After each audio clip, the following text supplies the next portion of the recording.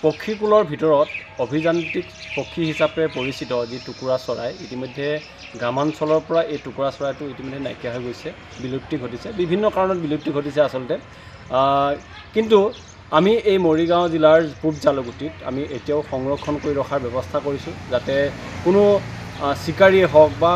প্ৰকৃতিৰ যিকোনো পৰিৱেশত যাতে সেই টুকুৰা চৰাইটো ধ্বংস নহয়, তাৰ বাবে আমি সংৰক্ষণৰ ব্যৱস্থা কৰিছোঁ। আমি প্ৰকৃতিপ্ৰেমীসকলকো আহ্বান জনাম যে অসমৰ গাঁৱে ভূঞে অতি চিনাকি এই অভিযান্ত্ৰিক যি পক্ষী টুকুৰা চৰাই, এই টুকুৰা চৰাইটো যাতে সংৰক্ষণৰ ব্যৱস্থা কৰে। আজিকালি যিবোৰ ল'ৰা ছোৱালী আছে, এই ল'ৰা ছোৱালীবিলাকে অভিযান্ত্ৰিক পক্ষী বুলি ক'লে চিনি নাপায়, কিন্তু তেওঁলোকক যাতে আমি চিনাকি কৰি দিব পাৰোঁ, আমাৰ জৈৱ বৈচিত্ৰ্যৰ পৰা যাতে এইবোৰ পক্ষী ধ্বংস নহয়, তাৰ বাবে যাতে সকলোৱে অসমৰ সকলো জনগণক আমি আহ্বান জনাম যে সকলোৱে যাতে এনেধৰণে এই পক্ষীটো সংৰক্ষণ কৰে। এটা কথা উল্লেখ কৰিব লাগিব যে এই পক্ষীটো যিহেতু আমাৰ যি প্ৰকৃতিৰ যি প্ৰাকৃতিক যিবোৰ পৰিৱেশ, ধৰক বায়ু প্ৰদূষণৰ কাৰণে হওক বা কীট পতংগৰ যিবোৰ আমি কীট পতংগ নাশৰ কাৰণে যিবোৰ আমি ৰাসায়নিক দ্ৰব্য ব্যৱহাৰ কৰোঁ, এই ৰাসায়নিক দ্ৰব্যবোৰ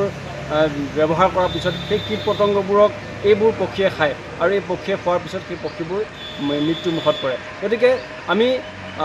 কীট পতংগ নাশ কৰিবৰ কাৰণে আমি জৈৱিক পদ্ধতিৰে যাতে কীট পতংগবোৰ নাশ কৰিব পাৰোঁ, যাতে আমি কেমিকেলযুক্ত যিবোৰ ফাৰ্টিলাইজাৰ আছে বা আমাৰ পেষ্টিচাইড আছে এইবোৰ যাতে ব্যৱহাৰ নকৰে, তাৰ বাবেও আমি আহ্বান জনাইছোঁ।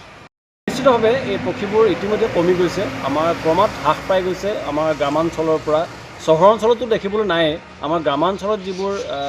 মানে প্ৰত্যেকৰ ঘৰতে তামোল গছত হওক, নাৰিকল গছত হওক বা বিভিন্ন ধৰণৰ গছ গছনিত যিবোৰ ধুনীয়াকৈ বাঁহ সাজি কিমান আটোম টোকাৰিকৈ তেওঁলোকে সাজি লোৱা যিবোৰ বাঁহ আমি দেখিবলৈ পাওঁ, আজিকালি নাই, আজিকালি হেৰাই গৈছে এই পক্ষীবোৰ। এই মই উল্লেখ কৰিছোঁ যে বিভিন্ন কাৰণত, আমাৰ প্ৰাকৃতিক পৰিৱেশৰ বিভিন্ন কাৰণত, আমাৰ বা শব্দ প্ৰদূষণৰ হওক, বায়ু প্ৰদূষণৰ হওক, এইবিলাক বিভিন্ন কাৰণত আমি এই পক্ষীবোৰ আমাৰ মাজৰ পৰা ক্ৰমাৎ হেৰাই গৈছে।